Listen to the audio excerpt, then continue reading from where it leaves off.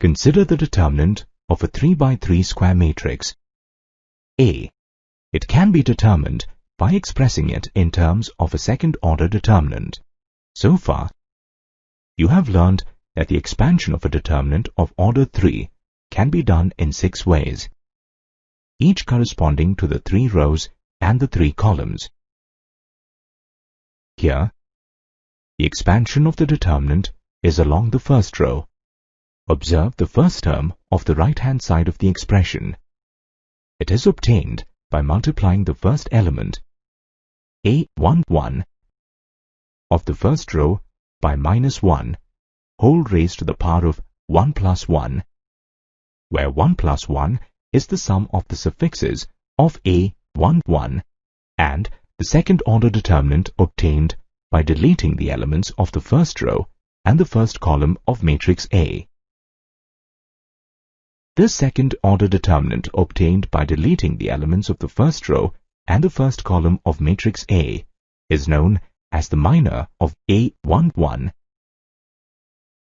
Mathematically, the minor of an element Aij, the determinant of a matrix A, can be obtained by finding the determinant of the matrix obtained by deleting the ith row and the jth column. The minor of an element Aij is denoted by Mij. Similarly, the minor of A12 can be obtained by finding the determinant of the matrix obtained by deleting the first row and the second column. And the minor of A13 is the determinant of the matrix obtained by deleting the first row and the third column. In the same way, the minor of the other elements of matrix A can be found.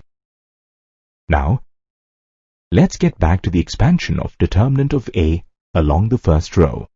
In terms of minors, determinant of A can be written as shown. From this discussion, we conclude that the determinant of A is equal to the sum of the product of each element of a row or a column with its corresponding minors and -1 whole raised to the power of the sum of the suffixes. Also, it is clear that the minor of any element of determinant A is a determinant of order 2. This leads us to the result that the order of minor of an element of a determinant is 1 less than the order of the determinant.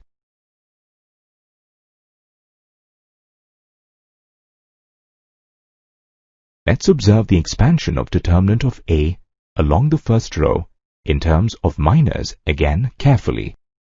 The minor of A11 together with -1 whole raised to the power of 1 plus 1 is known as the cofactor of A11. Similarly, the minor of A12 together with -1 whole raised to the power of 1 plus 2 is known as the cofactor of A12, and the minor of A13 together with -1 whole raised to the power of 1 plus 3 is known as the cofactor of A13. Let's now define cofactors in mathematical terms. Let Aij be an element in the ith row and the jth column of a square matrix A. The product of -1 whole raised to the power of I plus j and the minor of Aij is called the cofactor of Aij. The cofactor of the element Aij is denoted by capital Aij. So, in terms of cofactors, the expansion of the determinant of A can be written as the sum of the products of the elements of the first row with their corresponding cofactors. Similarly, the determinant of A can be calculated in 5 other ways, that is, along the second row, third row, first column, second column, and the third column.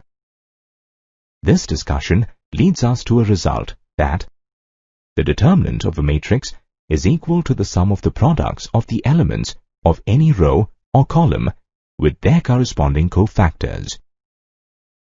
Let's find the determinant of A along the second column by finding the cofactors. The minor of the first element of the second column is the determinant of the matrix obtained by deleting the first row and the second column.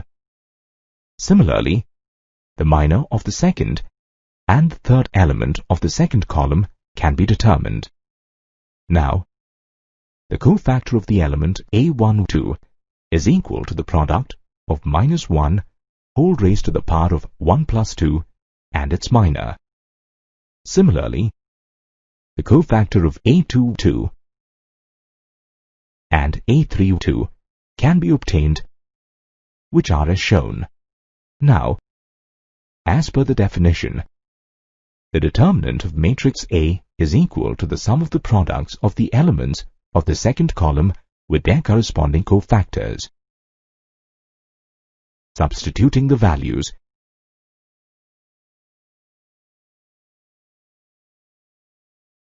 and then simplifying, we get the determinant of A as shown. Note that if the elements of a row or column are multiplied with the cofactors of any other row or column, then their sum is 0. Consider a 3 by 3 matrix A as shown. Let's verify the result by showing that the sum of the products of the elements of the first row with the cofactors of the corresponding elements of the second row is 0. The minor of the first element of the second row is the determinant of the matrix obtained by deleting the first column and the second row. This is equal to 10. Similarly, the minor of the second element of the second row is equal to -13, and the minor of the third element of the second row is equal to -4. Now, the cofactor of the element A21 is equal to the product of -1 whole raised to the power of 2 plus 1 and its minor. Hence, the cofactor of the element A21 is equal to -10. Similarly, the cofactors of A22 and A23 can be obtained, which are as shown. Now, let's evaluate the sum of the products of the elements of the first row with the cofactors of the corresponding elements of the second row.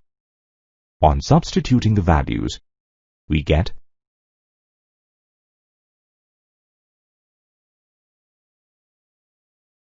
zero. Hence, if the elements of a row or column are multiplied by the cofactors of any other row or column, then their sum